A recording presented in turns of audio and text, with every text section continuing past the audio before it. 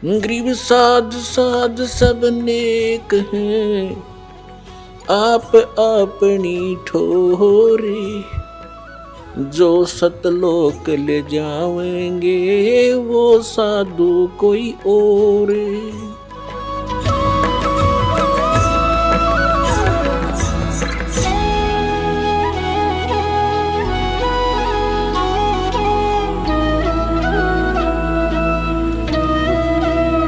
अब क्या बताना चाहता था साहब को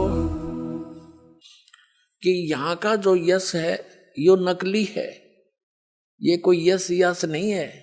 जैसे अभी आपको बताया कोई राजनेता था, उसका स्टैच्यू बना रखा है, वो कितना कुत्ता कौवा बनकर अपने सटोची में मूत रहा है और वहां उसकी पूजा हो रही है। वो खाक स्टैच्यू खाक यश हुआ उसका, ते कितने गीत गाए जाओ उसकी तो ब्रांड मैटी हो रही जीव की।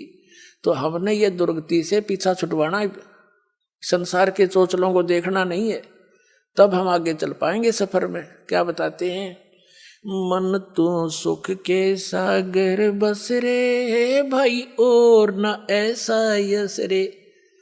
सर्व सोने की लंका थी वो रावण से रणधीरम। सर्व सोने की लंका थी भाई रावण से रणधीरम।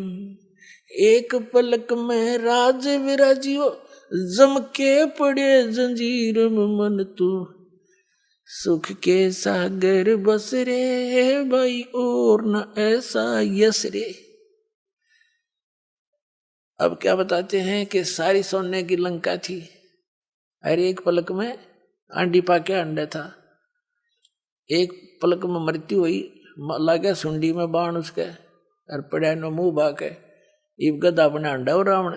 और देखिए नकली हमारे गुरु के क्या करते हैं, बोला रामचंद्र जी के हाथों से मर जाने से उसकी गति होगी, वो तो स्वर्ग में गया, इसा ढेढ़ स्वर्ग में जाया करे। धड़ी है 100 झोटिया मांस खा जा, 100 मटके पानी दारू पिया करता। अरे ऐसे कुबद करनी आदमी स्वर्ग जाएगा? राम तो मरो चाहे किसी तो मरो, अगर राम के हाथों मरने से मोक्ष होता है तो राम पहले अपने कौन पे मारा हो सब तो पहले। ये तो बनावटी बातें, मूर्ख बनाने वाली बातें थी। बुरे कर्म करनिया व्यक्ति आप मरो चाहे किसी का मारा मरो, उसने दुर्गति को प्राप्त होना होता है। तो परमात्मा कहते हैं उसके जम के दूत ले गए पकड़ कर रावण को, कुबद्दी को।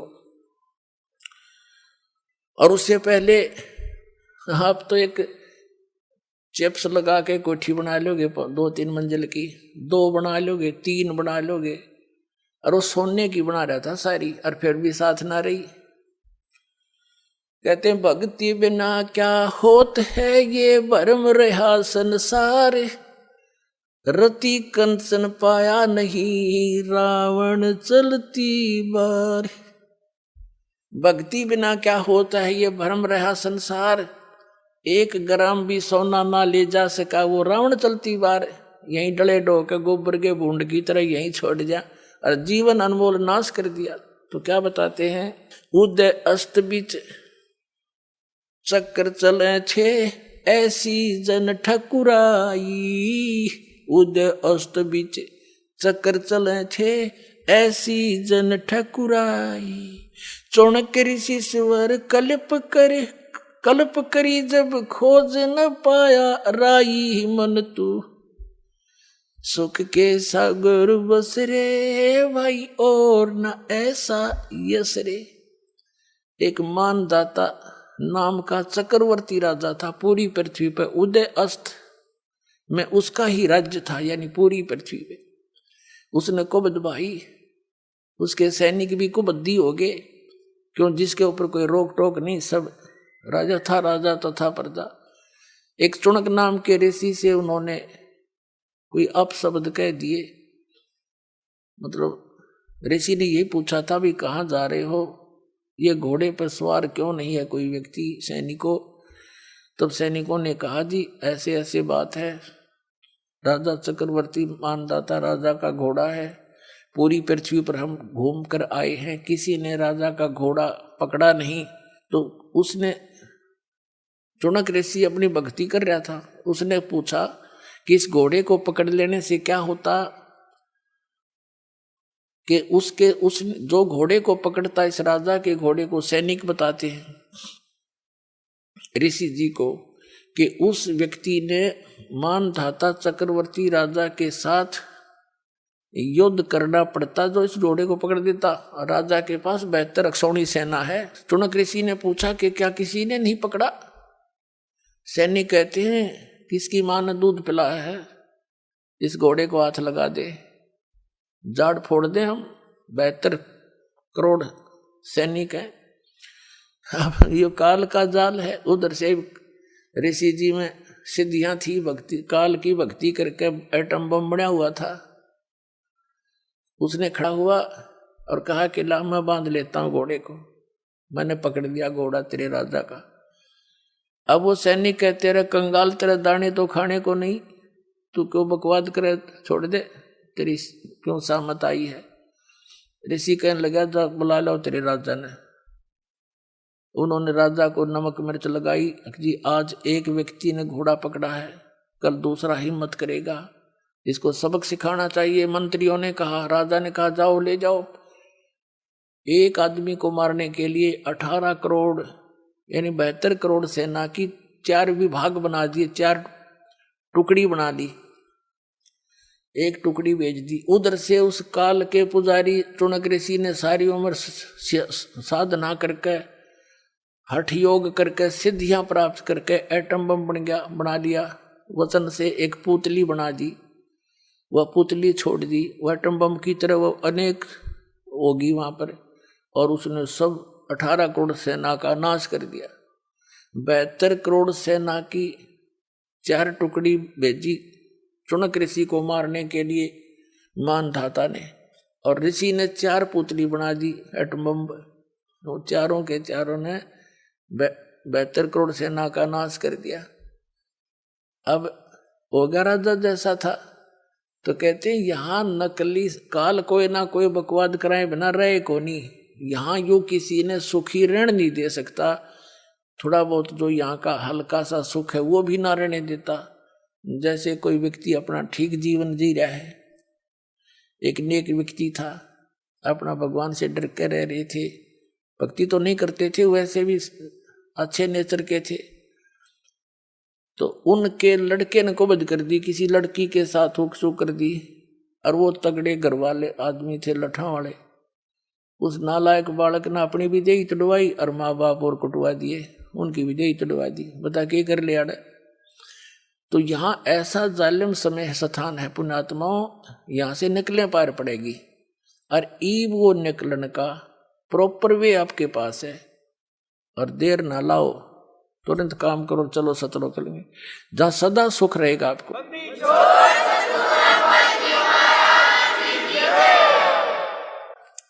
अब क्या बताते हैं, उदय अस्त बीच चक्कर चले थे, मन तू सुख के सागर बस रे भाई, और न ऐसा यस रे। सतलोक को, सचखंड को परमात्मा ने सुख का सागर बताया है। जैसे समुद्र में जब चले जाते हैं बहुत दूर जहाज के माध्यम से, तो समुद्र में जल के अतिरिक्त कोई चीज दिखाई नहीं देती, वो सागर कहलाता है। तो सतलोक के अंदर सुख के अतिरिक्त और कोई वस्तु नजर नहीं आओगे आपने, वो सुख सागर है। अब सुख सागर किसको कहते हैं? शंखों लहर मेहर की उपज, कहर नहीं जा कोई, दास गरीब अचल अविनाशी, सुख का सागर सोई। शंखों लहर मेहर की उपजे, जैसे दास के साथ तो बहुत बार बनती हैं, और पहले भी होता था। एकांत स्थान पर जब होता, एक ऐसी हिलोर उठती अंदर हृदय में, कोई भी कितना दुखदाई व्यक्ति हो, कोई किसी प्रकार की टेंशन हो, वो बिल्कुल खत्म हो जाती। सब अपने से लगते हैं, और चाहकर भी उनके प्रति कोई हेट नफरत बन ही नहीं पाती। तो वो मेहर की लहर उपजी थी हृदय में, मेहर की लहर थी। वह कोई बुरा नहीं लगे था, कोई किसी में दोष दिखाई नहीं देता। तो परमात्मा कहते हैं, और फिर उसके जाने के बाद जैसे थे वही सारे खचड़ा भर जाता है। तो परमात्मा याद दिलाते हैं उस सतलोक में शंखों लहर मेहर की उपजे, कोई वहां बुराई कर ही नहीं सकता। जैसे छोटे बालक हैं 3-4 वर्ष के, इनमें विषय विकार होता ही नहीं, चाह कर भी नहीं हो सकता। तो वहां जा करके हमारे अंदर जो क्रोध है, बकवाद है, लोभ है, ये कति खत्म हो जाएंगे। ऐसा ही आपका जीवन होगा, ऐसा ही नर नारी करके वहां पर सृष्टि है, वहां जो परिवार होगा, जो सुख वहां पर है वो यहां हो ही नहीं सकता। तो पुण्यात्माओं, कुछ ऐसी बातें हैं जो सार्वजनिक नहीं की जा सकती, तो वो सुख वहां पर भी आपको सदा बना रहेगा। तो कहने का भाव है, संकेत ही समझना चाहिए। तो हमने यहाँ बकवाद सब त्याग कर एक राम नाम पर लाग के सतभक्ति पर उन सुविधाओं को प्राप्त करने की चेष्टा करनी है। यहाँ तो ये रेडी नहीं चाहिए कितना सुख हो, 1 मिनट में मृत्यु हो जाए, वो सुख न के चाटे। कल गधा बना पड़े, आज मंत्री है, और कल कुत्ता बढ़कर संतरी गली में घूम रहा होगा, तो क्या फायदा इसका। तो इन दुखों को, इस सच्चाई से परिचित होकर, इन दुखों से, इस काल के जाल को से परिचित होकर, फिर परमात्मा कहते समझा है तो सिर दर पाऊं और बहुर नीरे ऐसा दाव। ये दाव है आपका।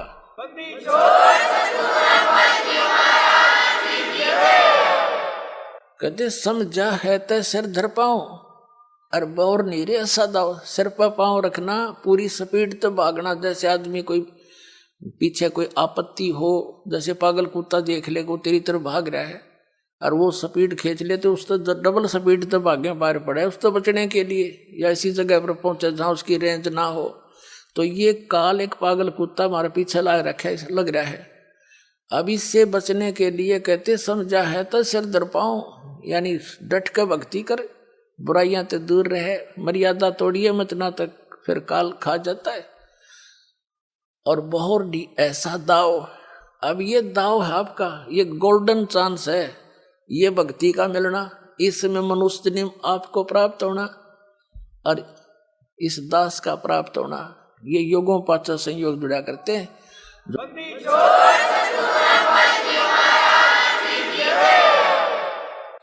तो क्या बताते हैं, उदय अस्त बीच चक्कर चले थे ऐसी जन ठकुराई। उदय अस्त बीच चक्कर चले थे ऐसी जन ठकुराई। चौणक ऋषि स्वर कल्प करी जब खोज न पाया राई। मन तू सुख के सागर बस रे भाई और न ऐसा यस रे। फिर बताते हैं भाई, दुर्योधन से राजा होते संग एकोतर बाई। दुर्योधन से राजा होते संग इकोतर बाई। 11 अक्षौणी संग चले थी देही गीद न खाई। मन तू सुख के सागर बस रे भाई और न ऐसा यस रे। भाई 60,000 सगड़ के होते कपिल मुनि सुवर खाए। 60,000 सगड़ के होते कपिल मुनि सुवर खाए। एक सपुत्र उत्तान पात का परमात्म पद पाए। मन तू सुख के सागर बस रे भाई और न ऐसा यस रे। कबीर साहब कहते हैं, या तो माता भगत जन या दाता या सूरी, ना तो रह ले बांजड़ी क्यों व्यर्थ गवावे नूरी। कबीर साहब कहते हैं, कह तो माँ भगत जन संत पैदा करे, या दानवीर पैदा करे, दानी दाता, और या सूरवीर हो, ना तो कहते हैं इस ताची बांझ बली क्यों व्यर्थ गंवावे नूर। अपने शरीर का भी नाश क्यों करे ये कूतरू पाड़ पाड़ के। अब कहने का भाव ये है, जैसे 60,000 सगड़ के राजा सगड़ के 60,000 उसने पुत्र मांगे, पुत्र ना थे। एक तपस्वी था, उसकी उसने साधना की, उसने उसको 60,000 पुत्र दे दिए। अब देखो पुण्यात्माओं, वो तपस्वी कुछ नहीं दे सका था, उसने अपने कई जन्मा का कोटा उनको दान कर दिया। अब वो कभी जन्म हो मनुष्य का होगा उसका तो वो निसंतान मरेगा और दुनिया के ताने सह सह करके वो अपना जीवन व्यतीत करेगा। इस काल के जाल को कबीर साहब के अतिरिक्त या उन महापुरुषों के अतिरिक्त जिनको मिले थे और उनके द्वारा अमृतवाणी कोड वर्डों में है, उसको तो आप समाज समझ नहीं सका। इस दास को अबुदी जी कबीर भगवान ने तो इस सारे ज्ञान को समझा के निर्णय कर रहा है आपके सामने कि ऐसी दुर्गति होती है। हम सोचो उसने पुत्र दे दिया, उसने तो अपना सारा कोटा नाश कर लिया, क्यों भक्ति का आदमी तो था ही नहीं, जब डोले ढो रहा तपस्या करता था। उसके अपने भूत भविष्य के सारे वो उसने द्वार बंद कर लिए। जो यहाँ की मर्यादा, यहाँ के लोक में एक बहुत उत्तम बात मानी जाती है पुत्र हो, और कुछ सतयुग त्रेता द्वापर और कलयुग के कुछ अंश तक ये एक दंत कथा लोकवेद बना रखा था इन नकली संतों ऋषि आचार्यों में, शंकराचार्यों और गुरुओं ने, कि भाई जिसका संतान ना हो ना पुत्र ना हो उसका तो मुंह भी ना देखा सुबह सुबह। और इस बात से वो जिसका संतान नहीं वो भी खूब परिचित होते हैं कि मैं निकलूंगा बाहर, अगर किसी ने देख लिया तो मुंह फेर लेगा, तेरे दर्शन भी नहीं करेगा। तो इसे नरक के जीवन को जीते हैं वो व्यक्ति फिर, क्योंकि ज्ञान तो ये है नहीं, ज्ञान तो अब शुरू होगा, अभी हुआ है ये, तो अब हम इस चीज से परवाह ही नहीं करेंगे। तो वो जीवन जिसने 60,000 पुत्र उसको वरदान कर दिया, उसने अपने 60,000 जन्मा की किल्ली द्वार बंद कर लिया, नो भुगत का मरेगा ऐसे दुख ताने सह कर। अब बात यह है कहने का, जो दास बताना चाहता है कि 60,000 सगड़ के होते कपिल मुनीश्वर खाए, एक सपुत्र उतान पात का परमात्म पद पाए, मन तू सुख के सागर बस रे भाई और न ऐसा यस रे। अब या तो माता भगत जने या दानी दाता या सूर, ना तो बांझ भली क्यों व्यर्थ गंवावे नूर। जैसे क्या बताते हैं, 60,000 राजा सगड़ के 60,000 पुत्र थे, फूला नहीं समावे काख पीटे। उन्होंने ऐसी क्रिया शुरू कर दी, ये गलत गाइड करने वाले व्यक्ति भी कहते नीम हकीम खतराए जान। तो ये लंबी कहानी बन जाएगी, मैं सिर्फ इतना बताना चाहता हूं कि 60,000 सगड़ के पुत्रों ने, किसी ने उनको बता दिया कि एक तालाब बना दे छोटा सा, एक कुई बनवा दे, एक बगीची लगा दे, उसको एक यज्ञ जितना अश्वमेघ यज्ञ जितना पुण्य बनता है। तो राजा सगड़ ने सब पुत्रों से कहा, उसने सोचा ये दाढ़ की दाढ़ बैठी या काम लाग जाके मैं इनके पुण्य बने। अब उन्होंने सारी पृथ्वी पर जगह जगह फैल गए और वो लगे खड्डे खोदन, तालाब बना दिया, कुई खोद दी, बगीची ला दी, फिर आगे चलो। अब एक घोड़ा रख लिया उन्होंने, एक घोड़ा रखते थे खुला, उस पर लिख दिया था कि हमारे कार्य में कोई बाधा करे तो इस घोड़े को पकड़ दे फिर युद्ध करे।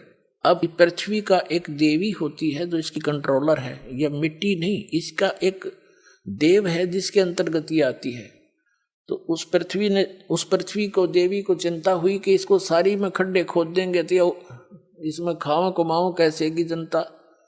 विष्णु जी के पास गई एक गाय रूप बना के, गाय का मतलब है ऐसा है और शरीफ पशु के रूप में।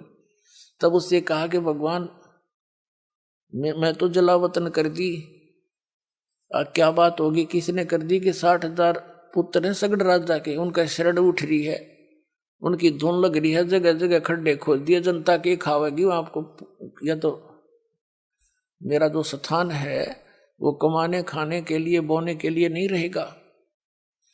तो उसने विष्णु जी ने कहा कि जा करता हूं तेरा इसका यत्न। उसने इंद्र को टेलीफोन कर दिया,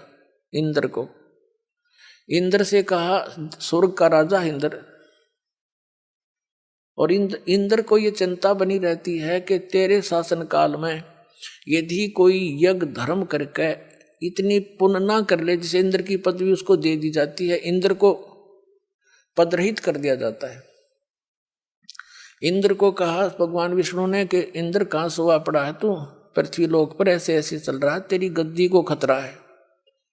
इंद्र ने क्या किया, रात्रि में सगड़ के सारे पुत्र सारा दिन कस्सी बजाई, पड़ के सो गए। घोड़ा बंध रहा था वृक्ष के। इंद्र के स्वर्ग से आए 2 दूत, उन्होंने वो घोड़ा खोल के, एक कपिल मुनि नाम के ऋषि थे, वो बैठे बैठे तपस्या कर रहे थे और उसकी पलकें जो हैं जमीन पर टिक गई थी।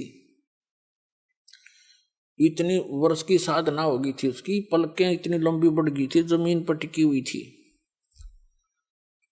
अब उन हलकारों ने, इंद्र के दूतों ने, अनुचरों ने वो घोड़ा खोल कर कपिल मुनि की जांग का बांध दिया।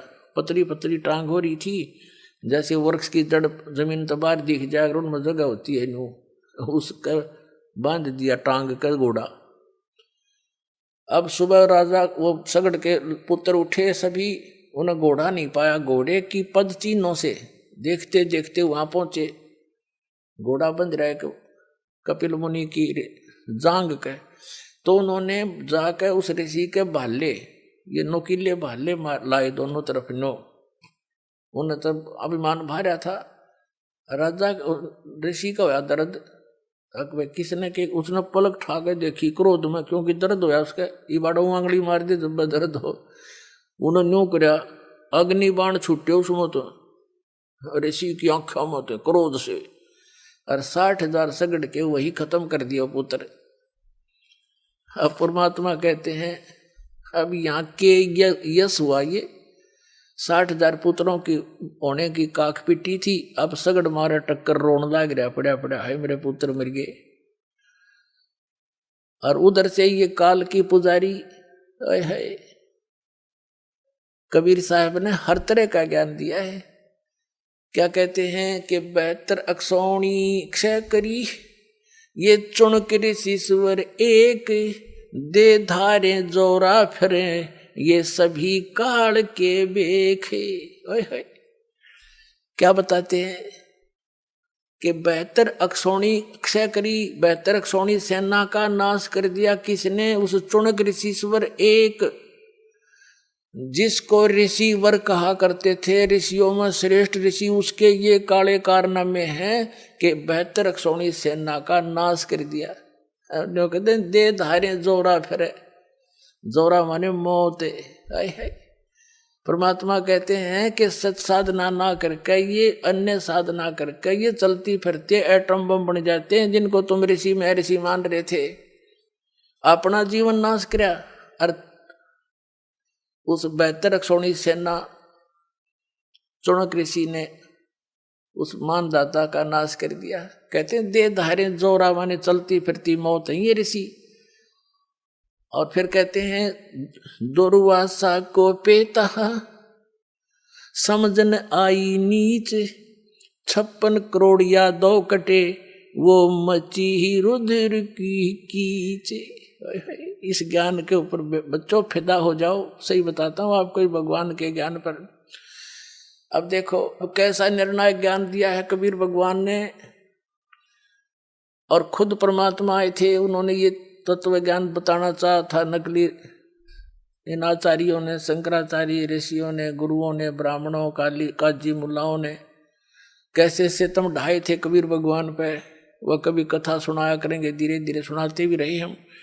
ऐसे जुल्म किए थे, लेकिन मालिक ने किसी को बद्दुआ नहीं दी, क्योंकि वो बच्चे उसके हैं और वो परमात्मा है।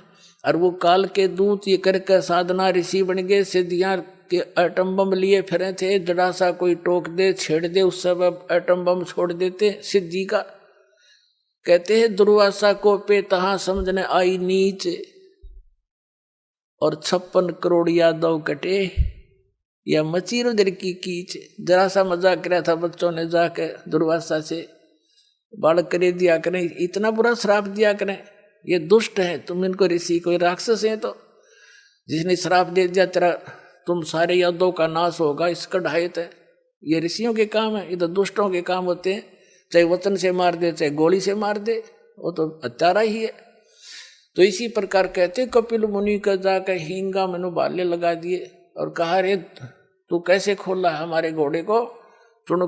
कपिल मुनि ने वो उठाई अपनी पलकें और कहते अग्नि बाण छूटे, 60,000 सगड़ के नाश कर दिए। अब क्या बताते हैं, मन तू सुख के सागर बस रे भाई और न ऐसा यस रे। भाई 60,000 सगड़ के होते कपिल मुनीश्वर खाए।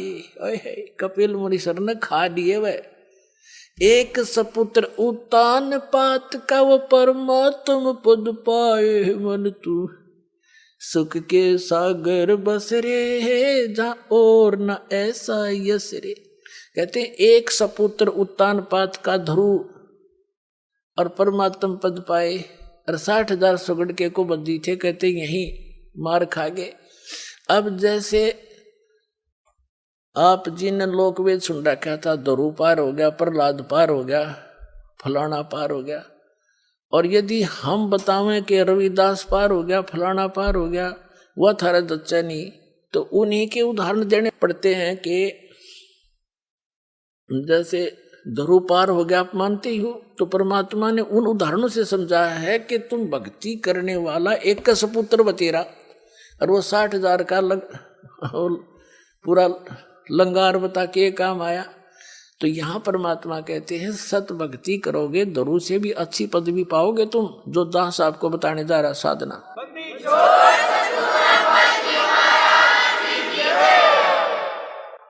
तो उसकी तुलना करते हुए कहते हैं कह तो माता भगत जने और या दानी दाता या सूरवीर होता है, वो ना तो अत्याचार करया करे और ना किसी के कहने ते किसी को सताया करे।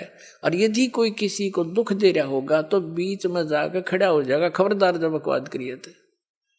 तो कहने का भाव ये है दूसरे के दुख में दुखी सूरवीर हुआ करते हैं और कुरीतियों का विरोध वही लड़ा करते हैं, अत्याचारों के सामना वही क्या करते हैं। तो इसे तो आदमियों की भी हो सकता। और कहते ना तो माता बांध रह ले वो अच्छी, अपना शरीर का नाश भी क्यों करे कुतरू पाड़ के, जो ना भगत हो और ना कोई दान धर्म करने वाला हो और ना कोई सूरवीर हो। कहते फिर वो तो वैसे ही है, बस काम चलाओ सरकार। तो क्या बताते हैं, दुर्योधन से राजा होते संग इकोतर भाई।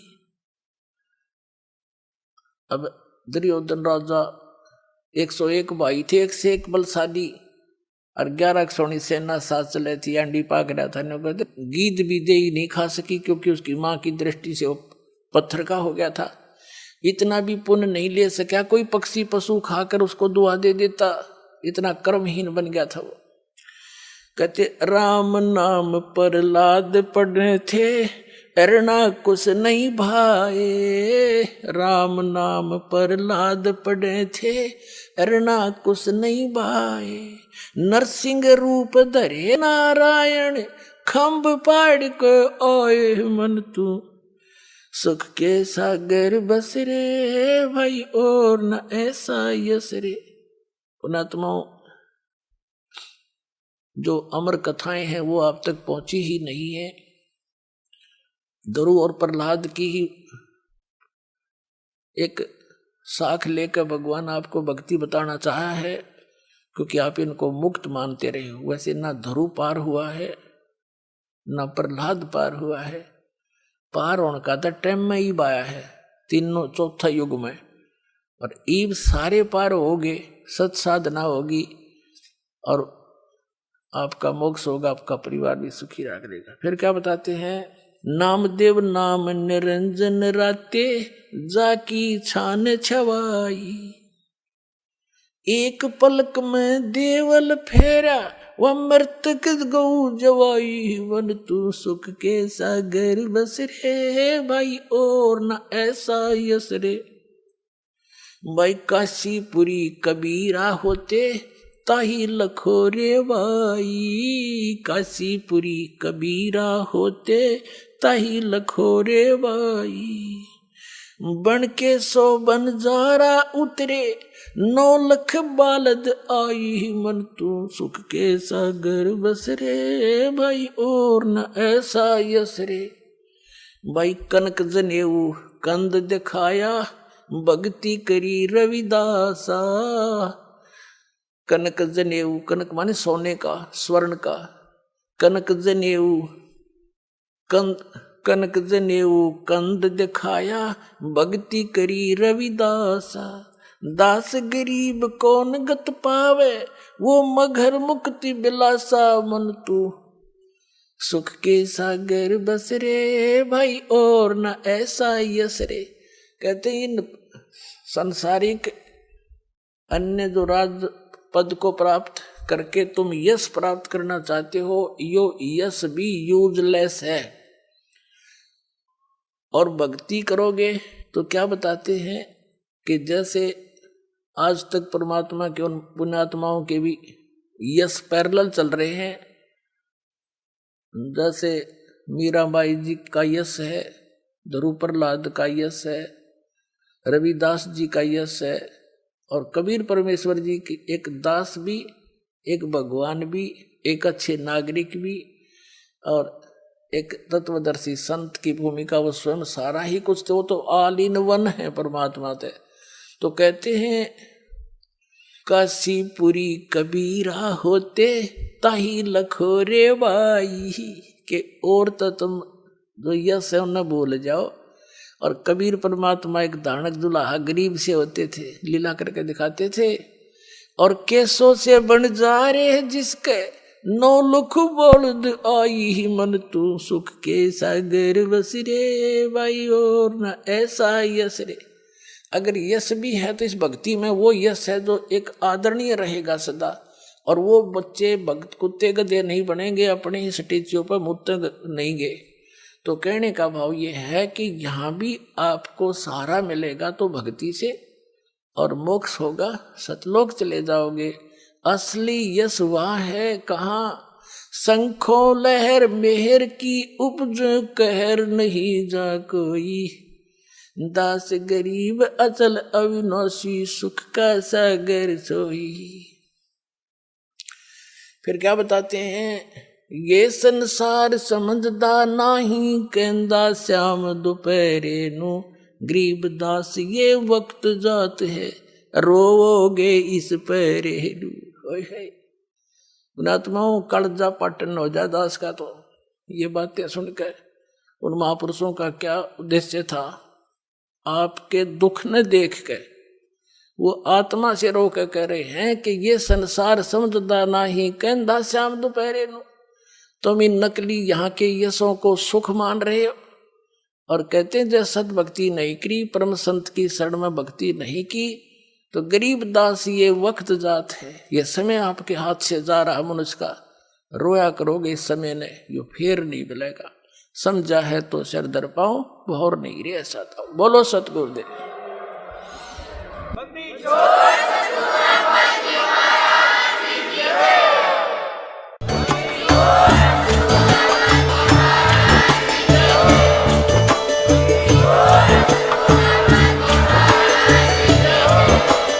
आप सुन रहे थे जगत गुरु तत्वदर्शी संत रामपाल जी महाराज जी के मंगल प्रवचन। अधिक जानकारी के लिए विजिट कीजिए हमारी वेबसाइट www.jagatgururampalji.org। संत रामपाल जी महाराज जी के शुभ आशीर्वाद से पूरे विश्व भर में 500 से भी ज्यादा नाम दीक्षा केंद्र हैं, जिन पर संत रामपाल जी महाराज जी द्वारा ऑनलाइन निःशुल्क नाम दीक्षा दी जा रही है। अपने नजदीकी नाम दीक्षा केंद्र का पता करने के लिए संपर्क करें 8222880541।